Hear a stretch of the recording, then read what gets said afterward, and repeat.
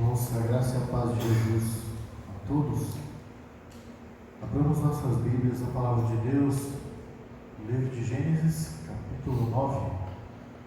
Vamos ler do versículo 1 até o 17. Gênesis 9, 1 a 17.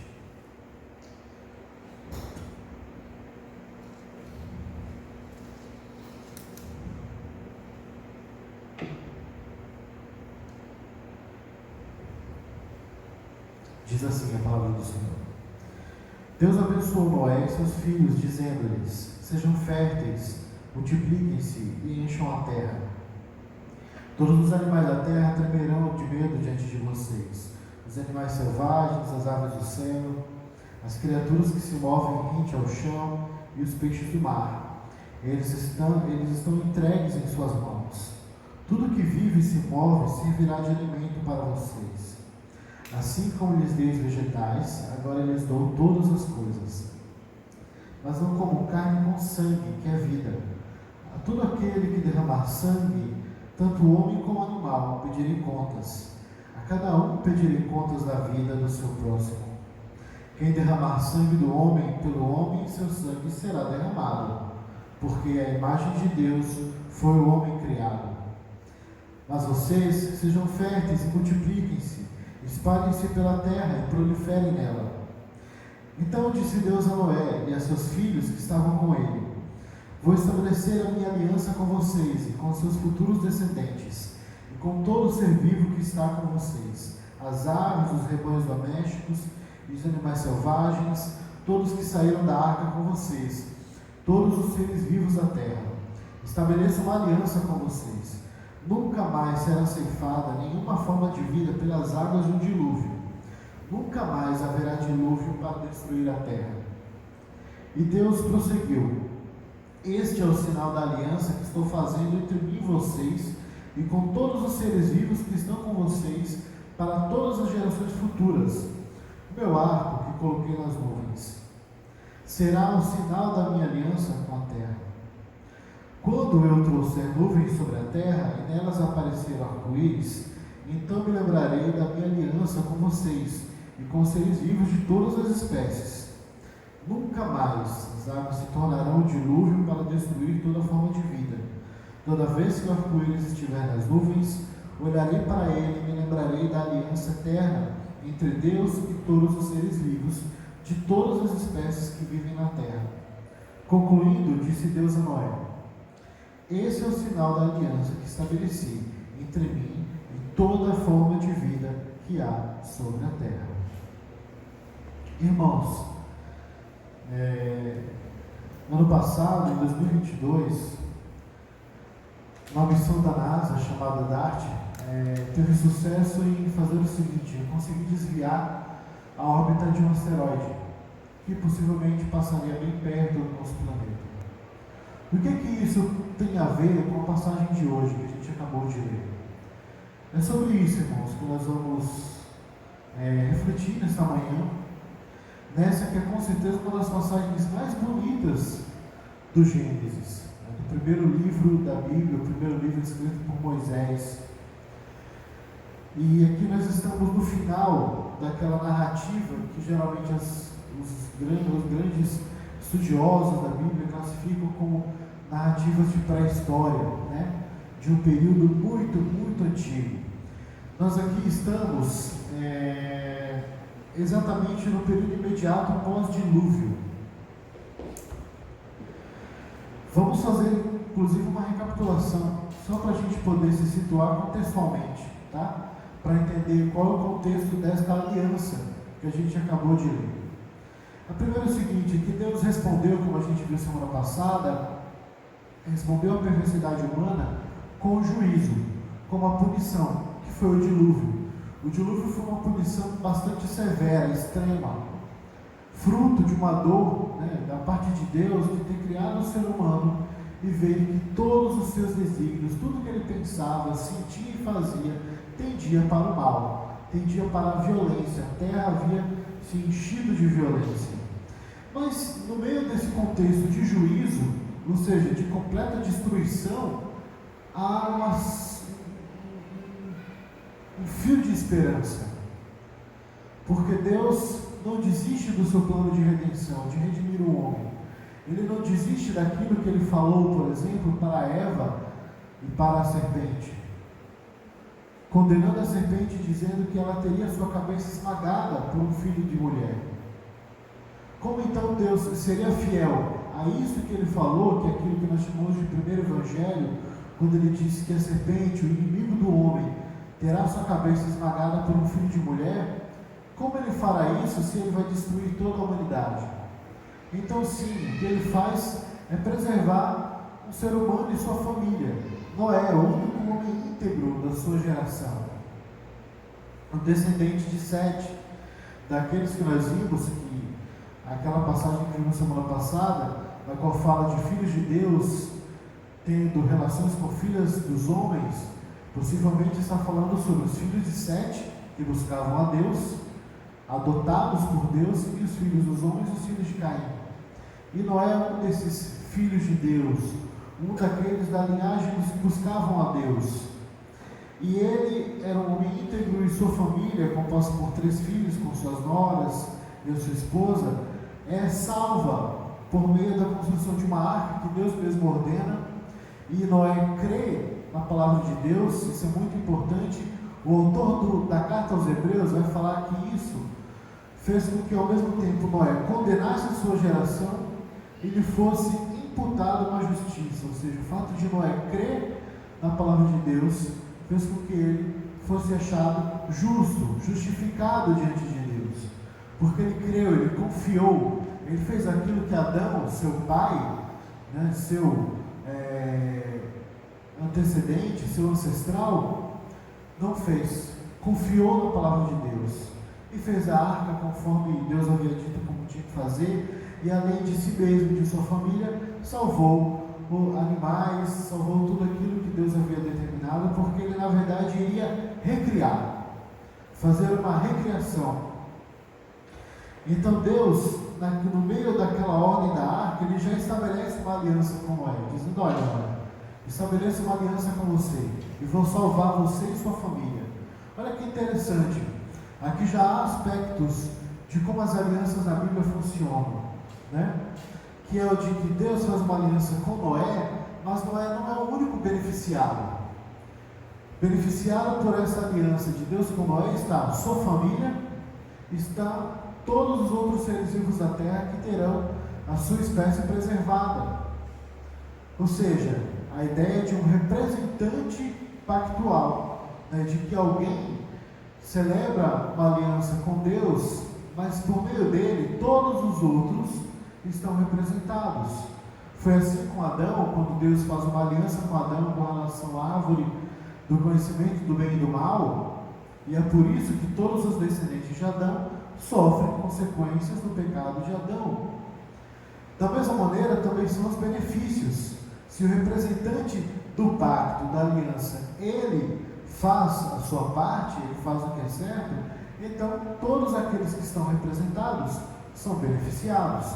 É o que acontece aqui. Noé crê, constrói a arca, e ele, sua família e os animais são salvos. Representantes dos animais.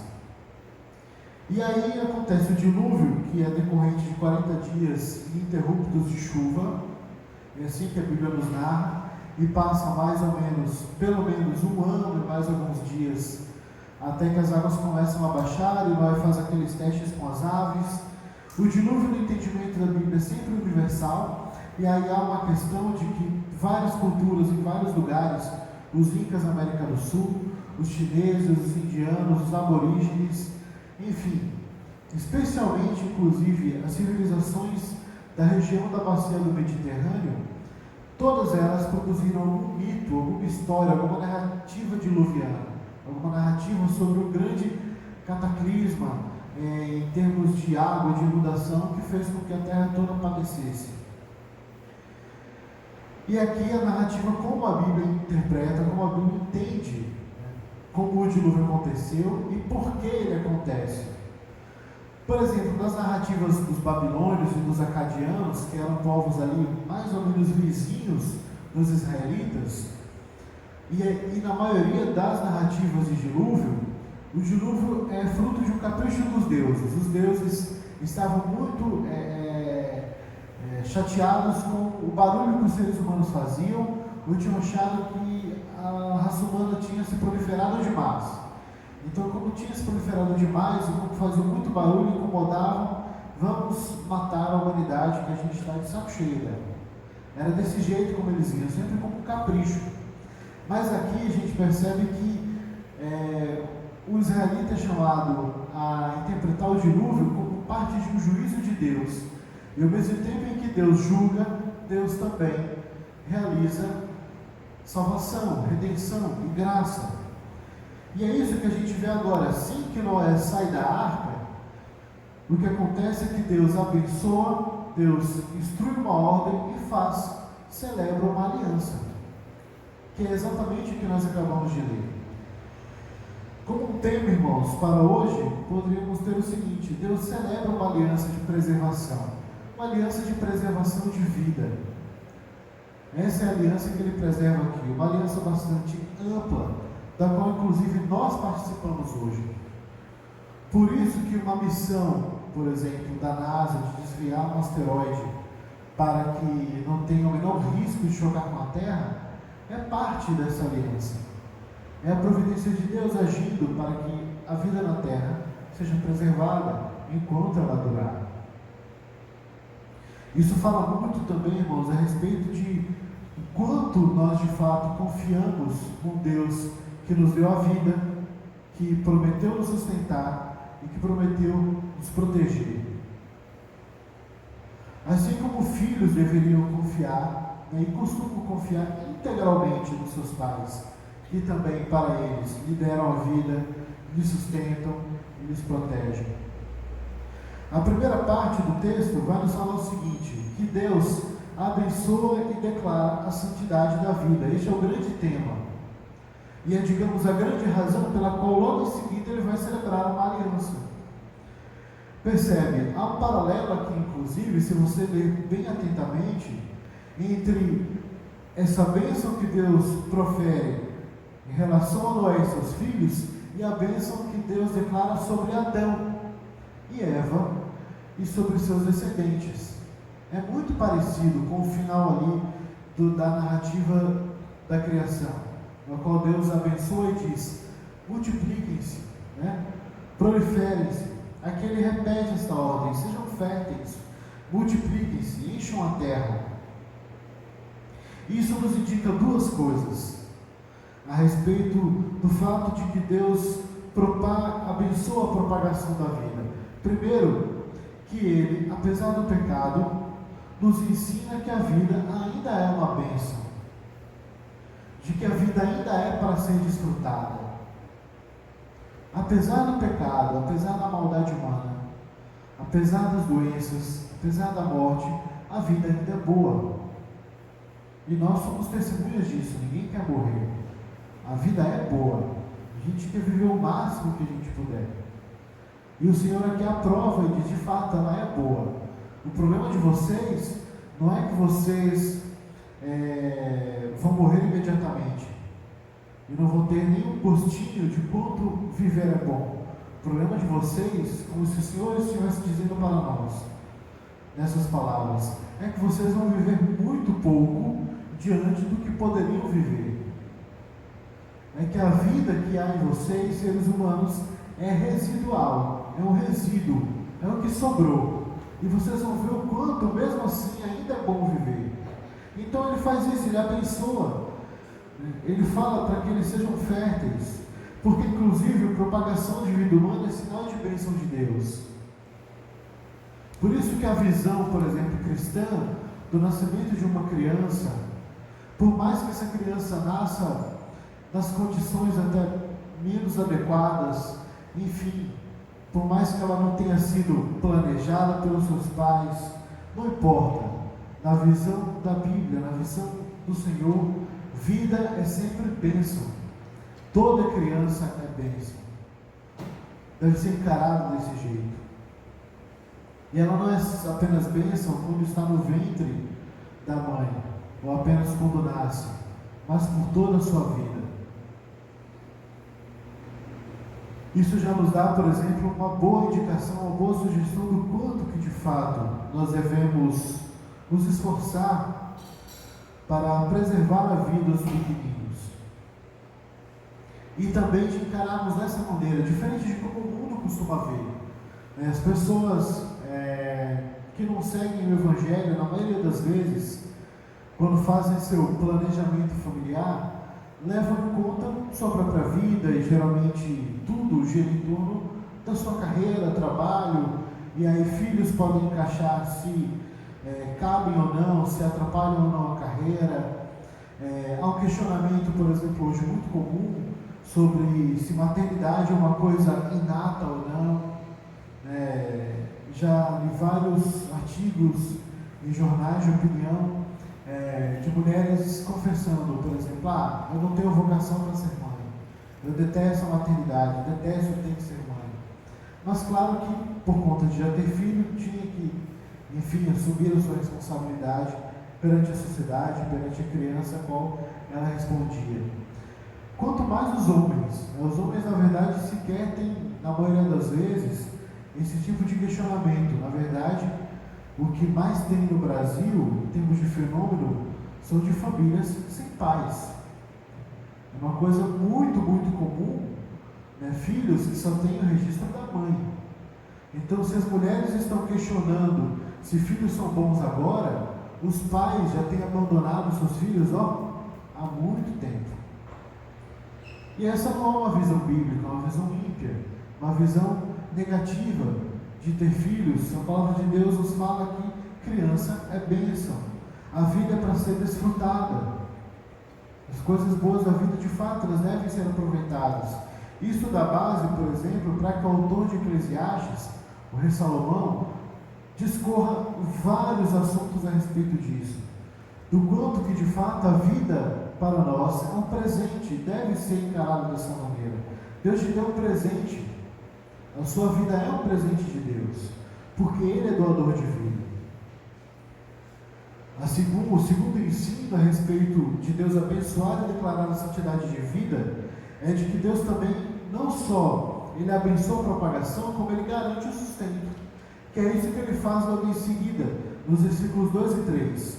Só que há uma mudança aqui, sobre como Ele trata a respeito deste assunto do sustento do homem, em relação a como Ele tratou com Adão.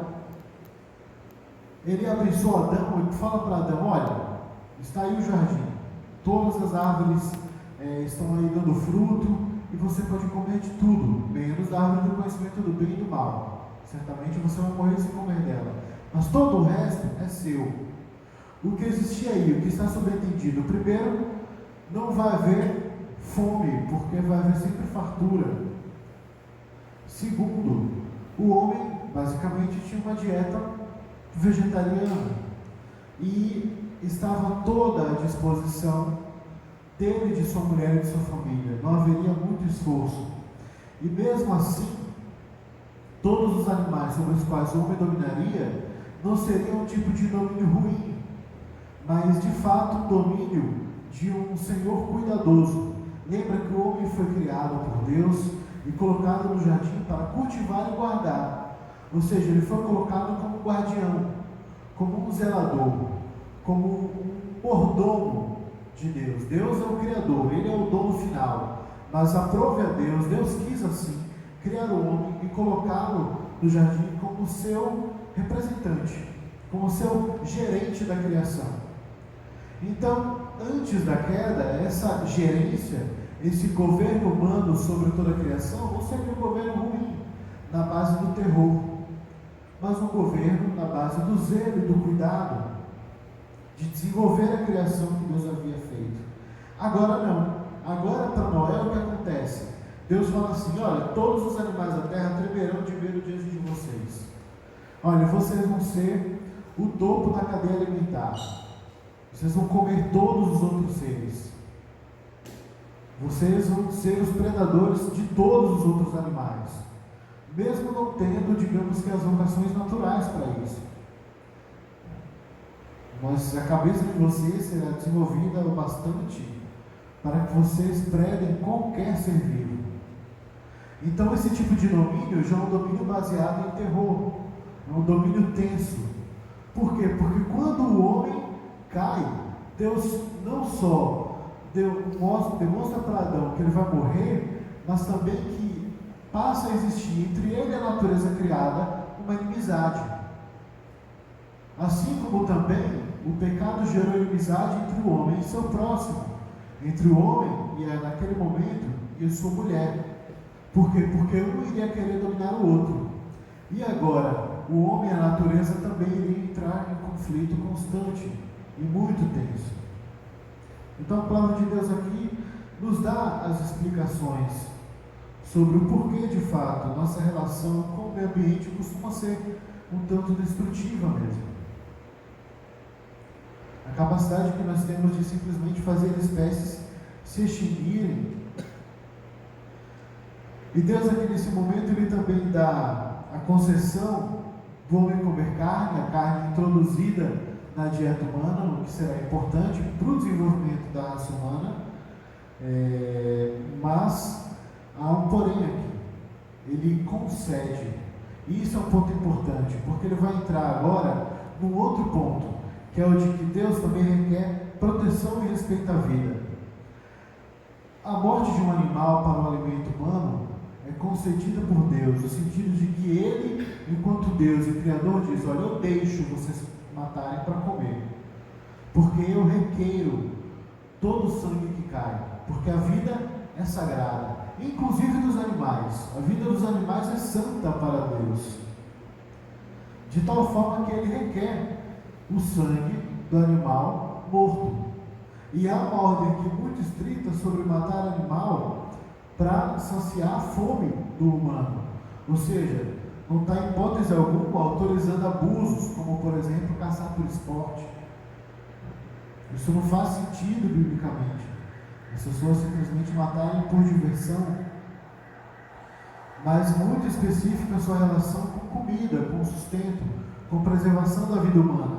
Por quê? Porque quando Deus requer a proteção e respeito à vida, Ele diz: olha, a vida do homem e do animal, tanto uma quanto o outro, eu vou requerer da mão daquele que a matar, que fizer sangue de animal e de ser humano cair na terra. Mas há um ponto: se a vida do animal é sagrada, a do homem então é muito mais.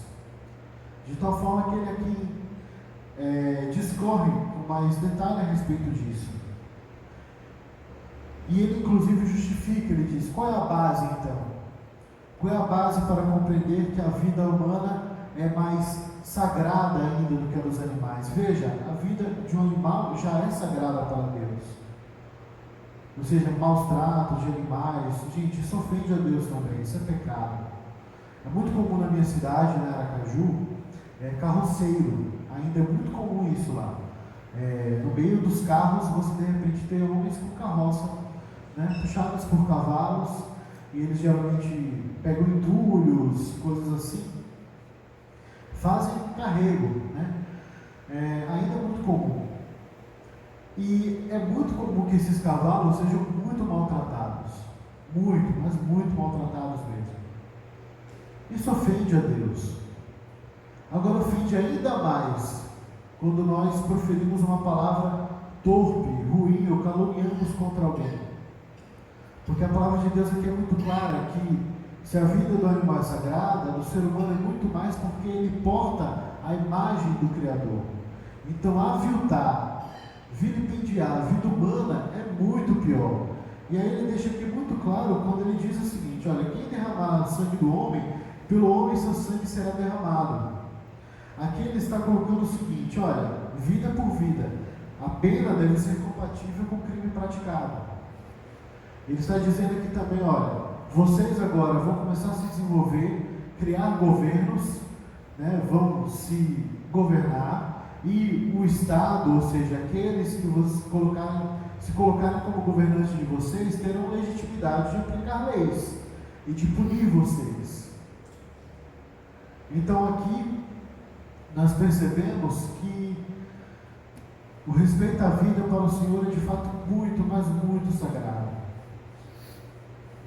É por isso que de fato nós, enquanto cristãos, devemos sim ser contra aborto, mas ao mesmo tempo ser contra qualquer outro tipo de aviltamento da vida humana. Devemos ser contra o aborto de crianças inocentes, de fetos. Devemos ser contra o abandono de crianças já vivas. Devemos ser contra pessoas que passam fome, pessoas que são vítimas da violência. Tudo isso ofende ao Criador. E de fato nós, como cristãos, devemos nos posicionar contra essas coisas.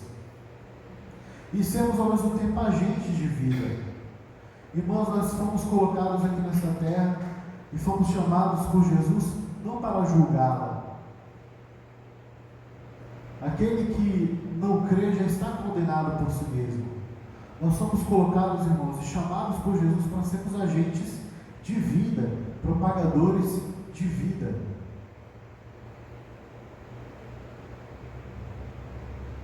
Essa de fato é a nossa função. Quando os apóstolos Tiago e João, os mais bravos que Jesus tinha, veem que uma cidade não crê em Jesus e, enfim, é muito antipático com Jesus, eles sugerem a Jesus assim: olha, o Senhor quer que a gente peça para que caia fogo do céu, igual na época de Elias, para destruir essa cidade que não foi simpática ao Senhor? E o que é que Jesus responde? Vocês não sabem de que espírito vocês são. Tipo, não é isso que vocês têm que fazer. Vocês não têm que ver as pessoas e porque elas são ruins, vocês serem piores do que elas. Vocês são chamados para serem propagadores de vida, para abençoarem vida, para viabilizar a vida do outro. Essa é a sua função enquanto cristão. No que depender de você, o outro será abençoado, sua vida será preservada. O segundo ponto, porque aí o Senhor termina de proferir a bênção e dá este mandamento a respeito da vida, e aí ele vem e celebra uma aliança. E essa aliança é muito interessante, irmãos, porque ela é uma ampliação da aliança que Deus faz com Noé no início da história do dilúvio. Porque agora percebe, ele celebra uma aliança de preservação não apenas com a humanidade representada em Noé, mas com toda a terra. Com toda a terra, todos os seres vivos estão dentro deste novo pacto que surge na história. Os pactos, as alianças, irmãos, que a Bíblia vai nos apresentando e que moldam a história da salvação até chegar em Jesus, elas não são como que substituindo uma pela outra. Não é assim que funciona. Na verdade, elas incluem, é como se fosse sempre uma ampliação. Ou seja, por exemplo, Deus faz uma aliança com Adão, uma aliança que a gente chama de um pacto de obras, de obediência. E Adão cai. E aí Deus começa o seu plano de salvação, para salvar o ser humano da sua condição de condenado. E a primeira aliança que surge é esta, é de Noé. E essa aliança de Noé por si já é mais ampla do que a aliança com Adão. Por quê? Porque aqui Deus demonstra o seguinte, que no seu plano de salvação não estão apenas os seres humanos, mas toda a criação. Porque Gênesis nos conta que toda a criação padeceu por conta do pecado humano. É como que o caos que Deus havia resolvido lá no início se reinstalasse. Ele fosse recolocado. O homem com o pecado recoloca o caos de novo. E o caos perturba. E a natureza então, como diz o apóstolo Paulo em Romanos 8, ela passa a gemer, esperando a nossa redenção. Por quê? Porque a redenção do homem é a redenção dela. A libertação do homem é a libertação dela também. E isso é explicado e deixa muito claro nesta aliança. E ela também apresenta as características típicas das alianças da Bíblia. Toda aliança, ela é então um acordo formal de duas partes. E esse é o primeiro ponto. A primeira coisa aqui que o nosso narrador Moisés nos conta é que Deus anuncia que fará uma aliança com todos os seres vivos. É o primeiro ponto este. Quando ele diz: vou estabelecer a minha aliança com vocês e com seus futuros descendentes, nos incluindo, e com todo ser vivo que está com vocês. E ele começa a enumerar. Ele começa a dizer, todos eles estão dentro desta aliança. Uma aliança que, em tempos nós podemos dizer que é sempre um pacto de sangue soberanamente administrado. Ou seja, Deus, Ele é o autor da aliança. Ele é sempre aquele que vai em direção ao homem e sugere ao homem um compromisso. As alianças da Bíblia nunca são propostas pelo homem, mas é sempre Deus na direção do homem. Aqui novamente, Noé muito bem poderia ter feito isso, né? Ter tido iniciativa, ser proativo e dizer: não, eu vou propor ao Senhor alguma coisa para que Ele nunca mais faça isso, de destruir toda a terra. Ele poderia pensar algo, né? Sendo um homem bastante proativo e apressado. Mas não é isso que Noé faz. Na verdade, é Deus que vai na direção dele e diz: olha, eu vou estabelecer um compromisso com vocês. Não só com você, Noé, mas também com toda a criação. Então, as duas partes dessa aliança são Deus e todos os outros seres vivos. Porque todos eles, toda a criação, necessita da redenção que é em Jesus. Necessita da nossa redenção, irmãos. E aí vem o segundo ponto, em que ele anuncia então o teor da aliança, o que é que ele vai se comprometer. E é muito interessante isso, porque isso diz muito a respeito do caráter de quem Deus é. Deus se compromete sozinho na aliança. Apesar da aliança ser feita entre duas partes, as alianças que Deus faz, em geral, elas têm os seus deveres, as exigências, todas recaindo para um lado só, para o lado do próprio Deus. Veja se não é isso. No versículo 11 ele diz assim: estabeleço uma aliança com vocês, nunca mais será ceifada nenhuma forma de vida pelas águas de um dilúvio, nunca mais haverá dilúvio para destruir a terra. Ou seja, eu me comprometo com vocês a não mais destruir a criação. E agora a terra vai durar enquanto ela necessitar durar. É um compromisso único do Senhor aqui. E aqui ele também está demonstrando que ele está pessoalmente envolvido com a preservação, não só de todas as formas de vida sobre a terra, como também pessoalmente envolvido com a providência de tudo que seja necessário para que esta vida seja preservada, seja mantida na terra. Irmãos, nada disso é motivo para nós negarmos todos os problemas, por exemplo, que nós temos hoje relacionados ao meio ambiente. Aquecimento global, poluição dos oceanos, enfim.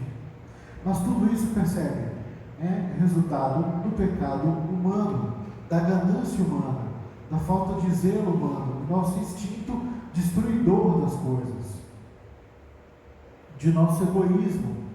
Esse Deus último que a gente costuma adorar, que é o nosso eu, a nossa vontade. Porque o Senhor mesmo, Ele está completamente envolvido com a preservação da vida de todos os seres vivos, mas especialmente da minha e da sua. Isso inclusive seria para Noé como um conforto, como deve ser para nós também. O dia que Deus, sendo fiel, porque Noé acabou de experimentar que aquilo que Deus fala Ele cumpre, Ele falou que ia mandar um dilúvio numa terra que nem chovia, e veio. Então é bom para ele, muito sábio para ele crer também que este mesmo Deus, ao se comprometer com preservar a sua vida, Ele não vai faltar, Ele vai preservar. E aí então ele anuncia o sinal da aliança, concluindo a sua declaração. E ele sempre usa sinais. Isso vocês vão ver que ao longo de toda a história bíblica, sempre o Senhor, ao celebrar uma aliança, colocará um selo, um sinal de indicativo, de penhor, de que, olha, a minha palavra eu empenhei com vocês, eu assumi um compromisso com vocês, no qual vocês são os beneficiários e eu sou o único que tem deveres a cumprir, e eu vou dar um selo a vocês. E este é o primeiro que aparece na Bíblia, que é o arco-íris. Não que o arco-íris já não acontecesse enquanto fenômeno natural, mas o que acontece é que aqui ele é ressignificado, assim como a circuncisão mais adiante com Abraão. Quando Deus faz uma aliança com Abraão, também vai existir um selo. Deus vai dar um sinal, dizendo, olha, esse é o sinal de que o que eu prometi a você eu vou cumprir. E o sinal era este, a circuncisão. E a prática da circuncisão já era muito comum naquela região. O que é que mudou? É que a partir daquele momento virou um sinal. Toda vez que o descendente de Abraão fosse praticar a circuncisão com o seu filho, ele iria lembrar das promessas que Deus havia feito. Assim também é o que o Senhor quer agora. Quando ele fala para Noé a respeito do arco, ele diz: olha, eu, assim como um guerreiro, depois que guerreia, ele pendura o seu arco, né, eu agora não vou mais entrar em conflito com vocês. Eu vou cooperar com a preservação da vida de vocês, de tal forma que eu vou pendurar o meu arco. A nossa guerra terá uma trégua. E essa trégua, irmãos, existe porque o plano de redenção estava em processo, até ser consumado em Jesus. Ou seja, o Senhor, Ele nos dá uma trégua porque Ele tem intenção de, na verdade, nos salvar, acabar com essa guerra entre nós e Ele. Então, o arco-íris para nós cristãos, ele tem um significado muito claro. Ele é para que você, sempre que olhar para o céu, lembre da fidelidade do Senhor. Lembre do fato de que não vai cessar de haver estações do ano, não vai cessar de haver chuvas, ou seja, o Senhor vai preservar a vida e os meios da vida, apesar de nós. Ele é também uma lembrança de que toda a criação está debaixo dessa promessa de redenção. E também uma lembrança de que tudo aquilo que Deus promete tem efeito perpétuo, eterno, ou seja, nunca invalida. É para nós hoje crermos nele. Então, irmãos, a conclusão para nós terminarmos é esta: de que apesar de Deus ser justo e punir, e nosso pecado merece punição, Ele também é preservador da vida, Ele é redentor nosso. Portanto, creia na fidelidade de Deus, creia que Ele está comprometido não só com a geração da nossa vida, mas em sustentá-la e em preservá-la. Creia que por conta disso, irmãos, nós podemos sempre, como os salmistas gostavam de cantar, dormir tranquilos, de que a nossa vida está guardada nele, ainda que nos aconteça coisas ruins. Porque essa promessa de preservação de vida não se esgota na morte que nós sofremos e deveremos sofrer aqui neste lado da existência. Mas exatamente essa preservação de vida aqui já nos aponta para um futuro, para um dia em que esta morte que nós vivemos já não mais existirá. Já aponta para esta realidade, de que, olha, ainda que lhe aconteçam coisas ruins aqui, mas o Senhor lhe prometeu preservar a vida, e é isso que Ele vai fazer. O exemplo, qual é o sinal disso? A ressurreição de Jesus. O corpo e o sangue de Jesus derramado é para nós o sinal de que Ele preservará a nossa vida, inclusive para além da morte. Então é para nós sinal de esperança, motivo de termos esperança nessa vida, e um bom motivo para andarmos comprometidos com a preservação da vida aqui e agora, como testemunhas de Deus, como imitadores de Deus, como filhos de Deus. Filhos de Deus imitam seu Pai. Então, se Deus está envolvido com preservar a vida de todos os seres humanos e dos seres vivos, quanto mais Ele esperaria de nós. É isso que nós também devemos fazer. O que estiver ao teu alcance, imita ao Senhor e comprometa-se com cuidado com tudo. Talvez o mínimo que a gente faça, como separar os lixos, não jogar o lixo na rua para não entupir bueiros, faz uma diferença enorme na vida da nossa cidade e honra a Deus. O fato de você ser um pai responsável e não deixar faltar nada na sua casa, mas também praticar generosidade, também beneficia muita gente e honra ao Senhor. Esteja comprometido com a preservação da vida humana, com denunciar qualquer forma de violação da sacralidade dessa vida, irmãos. Se você sabe de uma criança que está sendo abusada, de uma mãe que está sendo espancada por seu marido, tome providências. Nós somos corresponsáveis na preservação da vida junto com o Senhor. E esse dilúvio e esta aliança nos aponta para um fim, para realmente um momento em que de fato essa vida preservada ela jamais terá fim, porque é isso que o Senhor nos promete. O Senhor nos abençoe. Vamos orar? Deus, nós te agradecemos, ó Pai, porque o Senhor está pessoalmente envolvido, Senhor, em preservar a vida humana, em preservar, a Deus, a vida na terra, de todas as formas de vida existentes, ó Deus. Apesar de nós, do nosso pecado, de nosso ímpeto para a destruição, o Senhor, ó Deus, tem trabalhado para nos preservar. Ó Deus, também indicando que em Jesus nós temos abundância de vida para além, ó Pai, desta vida aqui. Ó Deus, e é isso que nós queremos reafirmar nesta hora, a esperança, Senhor, nas Suas promessas, a confiança, Pai, na Tua palavra. No nome de Jesus, nosso Salvador. Amém. Vamos cantar, irmãos?